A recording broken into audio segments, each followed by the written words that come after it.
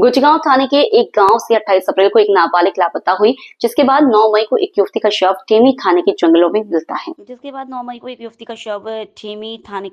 में मिलता है। शव इतना शत विशत होता है और चेहरा पूरी तरह से पहचान नहीं पाने के चलते नाबालिग के परिजनों ने इसकी शिनाख्त अपनी बेटी के रूप में कर ली। उन्हें उनकी बेटी का शव समझकर पंचनामा और पोस्टमार्टम की कार्रवाई करके सौंप दिया जाता है।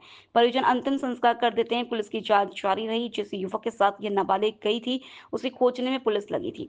युवक जब मिलता है तो उसके साथ नाबालिग भी जीवित दस्तयाब होती है। जो अब चुनौती थी कि आखिरकार वह शव जिसका अंतिम संस्कार कर दिया गया वो कौन कौन थी। अब इस बात को लेकर पुलिस की जांच शुरू हुई तो जांच में आया कि ये ठेमी थाने के मानेगांव की रहने वाली 22 साल की क्रांति ठाकुर है। अब इसकी मौत की गुत्थी सुलझाने पुलिस ने जब जांच शुरू की तो पता चला कि प्रेम प्रसंग के चलते इसकी हत्या कर दी गई, जिसे लेकर 6 मई को टेमी थाने में ही गुमशुदगी दर्ज की गई थी।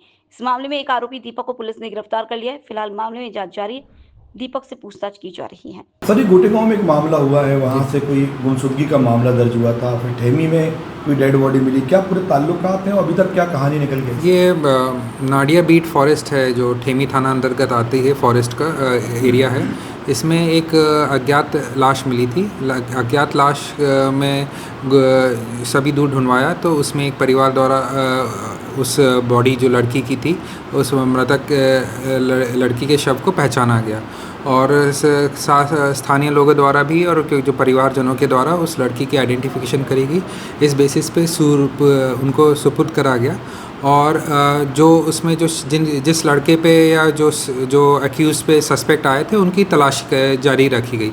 तो इसके बाद जब सस्पेक्ट की तलाश करी गई और जो सस्पेक्ट था उसको दस्तयाब करा गया तो उस जो मृतक लड़की थी वो जीवित पाएगी और उसकी दस्तयाबी कर ली गई। ये मान के किया जा रहा था कि ये लड़की वही है और ये मौत की वजह क्या है, इसलिए उसकी तलाश की जाए। जी, तो जो सस्पेक्ट है उसके साथ ही इस लड़की की दस्तयाबी हो गई, परंतु जो एक्चुअल बॉडी थी फिर पुनः प्रश्न उठ गया था कि ये बॉडी किसकी थी। तो इसके बाद थाना अंतर्गत ठेमी थाना अंतर्गत एक और गुमशुदगी थी जिसमें तलाश जारी रखी गई थी।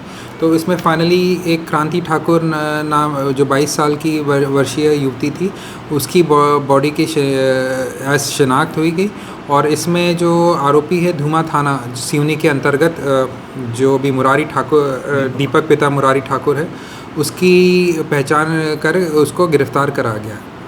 क्या सर अभी तक मामला निकल के आया है कि जो दीपक ने क्या किया था, लड़की का मर्डर हुआ है या अभी क्योंकि ये मर्ग जांच है, उसके बाद जो मृत्यु के कारण है उसका जो क्योंकि विवेचना का एक पार्ट है तो उसमें जैसे भी तथ्य आएंगे उस विवेचना आगे बढ़ेगी और जो भी इसमें जो उचित धाराएं हैं उसके अंतर्गत फिर अपराध की कायमी